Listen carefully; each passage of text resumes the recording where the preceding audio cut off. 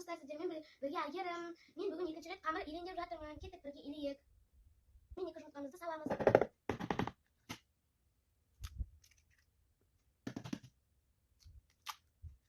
Енді азыр тұз саламыз. Жұмыртқаны ұнды біріктіріп араластырамыз.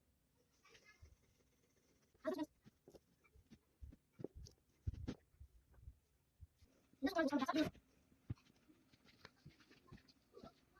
Екі қолды жасап жүрміз.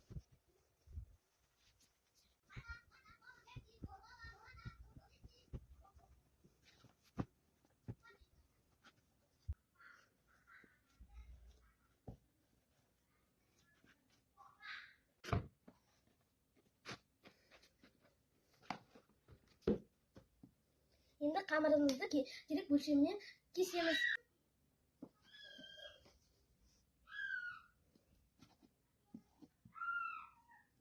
Қамырды тағы бір илеміз.